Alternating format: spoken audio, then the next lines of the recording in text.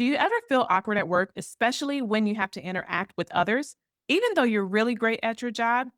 Hi, if you don't know me, I'm Barika from Simply Unique Coaching. I have been leading since 1997, and I like to say that I am the leader who learned in the trenches. And in today's video, we're going to talk about being socially awkward. I can tell you after the pandemic, it has been really, really interesting seeing how people interact with each other, just regular social spaces. So I can just imagine what's happening in the workplace. And of course, I was in the workplace during the pandemic. I was working with individuals and things of that nature. So I saw how some people were kind of regressed socially, and then how maybe some people who were not socially involved prior to the pandemic very much, they were maybe kind of loners, or maybe they were gamers, or they were people who are just kind of in these spaces and places where they didn't have to interact with people much. And then how they actually really, really have a deficit in their social skills. And I can tell you that being in the workplace, having good social skills are going to be immensely important. So I want to help you make sure that you are able to navigate the workplace successfully in 2025 and beyond, because I want you to be successful in what you do and I want you to be the best that you can be. So first, let's talk about, why do social skills matter more than ever? With the advent of remote work, isolation, and digital first communication has definitely changed the way that we interact with others. I am actually technically an introvert, but thankfully my dad was very good on making sure that I was socialized very well when I was younger, as well as my mom. But my dad's very much an extrovert. And so, because of that, I was placed in situations as a child where I had to interact with people, especially people I didn't know. That really doesn't bother me. And I realized in talking to some other people, especially after the pandemic, that that is something that makes them feel super awkward. And I don't want you to find yourself in that place, in that space. I want you to be able to interact with people, especially in this new digital age where we are actually able to interact with people, but really not connect. And that's kind of almost like a scary thing, because some people think that they are having these true, genuine connections, and that's really not the case. And I'm kind of concerned for the upcoming generation to see kind of what's that going to lead to. Since this is like more of the workplace kind of type videos, I'm not going to go into some of the other things that are happening, but in just seeing even some of the countries in the East where they're like totally not even getting into romantic relationships with people there, it's like digital. It's like, that's kind of like, man, that I want to cry. Being around people and interacting with people does really make a difference, and it matters. And I can tell you, even when I was working in the education space, seeing kids that were properly socialized and seeing kids that needed that help and helping to cultivate those social skills in them, it made such a big difference, especially in their confidence. And then now going back into the space of working back with adults again, I'm like, I can tell this person wasn't properly socialized as a kid because they're super awkward and they don't know what to do or how to interact. And let me say this too, because sometimes people think that, oh, just because a person is not talking in the social space, that may mean that that person is socially awkward. But also, as a person, if you are not being able to properly read social cues, so you may be interacting with people and you may not read the social cues properly, you could still be socially awkward. So just because the person is quiet doesn't mean that they're socially awkward, and just because someone is talkative doesn't mean that they're not socially awkward. Because I've seen some socially awkward talkative people as well, where it's like, I want to say sweetheart, but it's like, read the room. Like if everybody's kind of calm and they're chill and you're coming in with energy, like, like, calm down. Now if it's a party situation, okay, that's fine. But if it's like an environment where everybody's like calm, read the room, read the room. It's very important. So people can be socially awkward on both ends. Please don't be deceived. So let's talk about 5 social skills that you want to learn or rebuild so that you're able to engage professionally in the workplace. One, we want to be able to begin conversations with people we don't know naturally. So you can ask them about themselves. People really like to talk about themselves. So asking them questions about, oh, how are you doing? Where are you from? Tell me about yourself.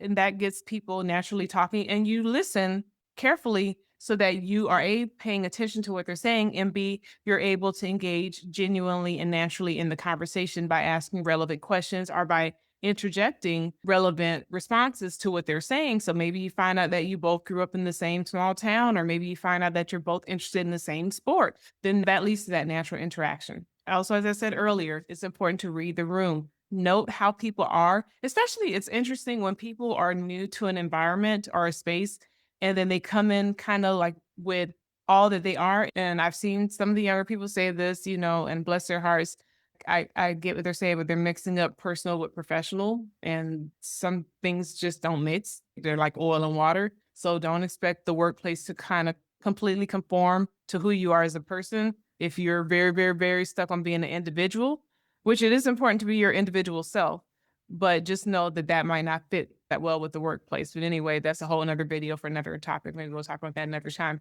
But basically being able to read the room, and understand where you are. I remember one time I was in a meeting, I was working in the financial services industry for a bit, and I was in a meeting with some wealthy individuals and stuff like that. And I didn't feel out of place in that meeting. I just, was in there and was myself and interacted with them. And we were doing golf course things and all the things that people in those tax brackets tend to do. And, it was totally fine. But also, I had been in other experiences where I had to be exposed to different things and to different mindsets and to different people who were in different positions, CEOs and directors and all that kind of stuff. And because of that, when I kind of got into that space, I wasn't intimidated by it because I'm like, hey, they're just a person at the end of the day, just like I'm a person as well. And I'm going to be myself. But I also read the room to see what was appropriate for that particular space. I already talked about this one earlier, which was active listening. Make sure you're paying attention to what's being said and make sure you're not just listening to talk to be able to just say something. Just make sure that there's a balance. Also, ensure that your body language is supportive of you actively listening. Crossing your arms doesn't necessarily mean that you're closed because you might be cold, you might be just maybe your arms hurt. You maybe you want to do that. But like that, like that kind of body language is like very much turned off and like, oh gosh, they think, oh, okay, really? Is that what's going on? Okay, yeah, you're like, "Mhm." Body language makes a difference. It does communicate. It actually communicates more than your words do. We also want to have that professional presence. So we want to be able to look individuals in the eye. We want to make sure we have that handshake, that professional handshake, that we have that professional posture. We shouldn't be slouched down. Like I'm trying to slouch. I can't even slouch properly, but we should be sitting up straight and we should be standing straight and we should make sure that we are reflecting a tone of confidence. And sometimes you may not feel confident, but as you practice more and more, you're going to become more confident and it's going to flow just naturally out of you. Also, we want to know when and how to speak up in meetings. And I will say this, that this is probably another video for another time, but just, read the room and determine what is the best approach. You need to be strategic with some things. You don't want to overthink it, but okay, is this a leader that is open to feedback? Then if that's a meeting where they're asking for feedback and there's an opportunity for feedback, give it to them. Sometimes you're going to be in meetings with people who are not open to feedback. You can give them the feedback, but just also keep in mind that they may not be responsive to it and be okay with that. Because then at that point, you've done your part, you've provided the feedback, and it's up to them on what they want to do with it. And also, don't be afraid to share your thoughts and your ideas in the meetings. Of course, just make sure that, again, we read the room because there's a time and a place and a space for everything. The things, and I'll give you the perfect example. The things that someone did in kindergarten shouldn't be the same kind of things that they're doing in high school, right? So again, because you're reading the room, it's a different environment. Like I said, I know the younger generation wants the world to revolve around them, and it's not everyone, but if you go by the stuff you see on social media, it's quite a few of at least the people who are on social media. I'm not going to say, the actual generation that's actually walking around, but the ones that are making content, please don't. I'm just so concerned. Please don't believe the hype. Okay. Like we do need to make adjustments. That's a part of being mature is being able to realize that the world doesn't revolve around us. Okay. It doesn't revolve around you. It doesn't revolve around me. And so the way that I interact with the CEO, which is going to be a different way that I'm going to interact with a team member, somebody who's reporting to me. And it doesn't mean that I'm going to change who I am as a person, but the way that I interact, the way that I write an email or I leave a voicemail or the way that I do other things is going to be different. I'm actually going to have another video coming up soon on how to tailor your communication based on the audience you're dealing with at work. So let's talk about some of the common struggles that people can face in the workplace and how to overcome them. Sometimes people may feel awkward or anxious in social settings. And if that's the case, that's definitely something you're going to have to work through and just do it little by little. Have that one interaction, set a goal. Maybe you just talk to one person. Maybe you just say hi to one person. Sometimes you may need some outside help. So if you need to speak to a therapist or a counselor, feel free to reach out to someone who can help provide that additional support to you to help you to be able to process what you're feeling and maybe to pinpoint why you're feeling anxious and maybe something that happened in your childhood that needs to be dealt with and resolved. And once that's resolved, you'll be able to flourish and grow. But sometimes it's just a matter of people not having enough experience in interacting with other people.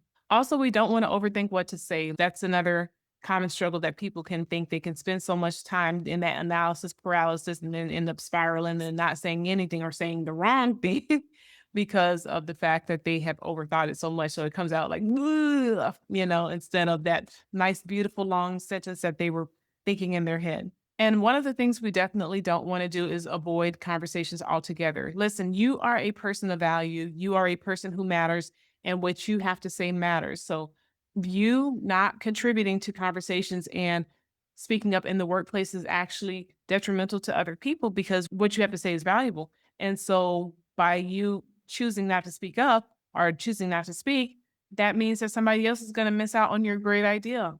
So go ahead and get courage, become courageous, do something that makes you courageous, and it's going to get easier. Here's a few tips you can try. Practice in low stakes settings. So practice maybe just interaction with your day to day people, maybe outside of the workplace, and practice speaking and starting up conversations with strangers and stuff like that and see how that goes. Also, practice using conversation starters. I used those a little bit earlier. So it was like, how are you doing? Where are you from? Tell me about yourself, those kind of things. And that's one of the things, honestly, that helps me when I am getting to know someone else or starting up a conversation with someone I don't know is focusing on curiosity. And I will just give you the perfect example of how something happened the other day where I saw somebody and I was like, wow, they look like somebody that might be from this particular country. Where I'm at currently, there are not very many people from that country that will come and visit this particular country. So I just was like, I'm sorry. I was like, you happen to look like you might be from this particular region of the world. Is that accurate?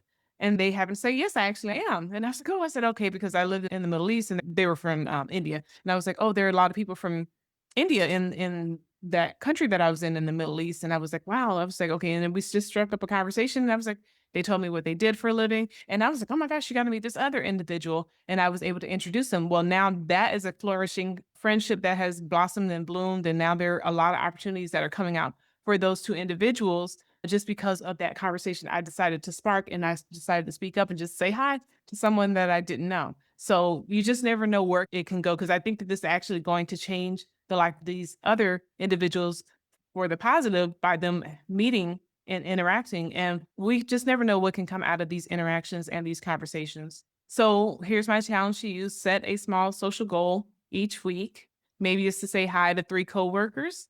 And then just after that, reflect on what went well, what didn't go well, what would you do differently? And it's okay because this is a learning process. You're in learning mode. And that's actually a positive thing because that means you're stepping out, you're being bold, you're being brave. And that is amazing. Also, be patient with yourself. It's going to take some time for you to build up the confidence. But once you have it, no one can take it away from you.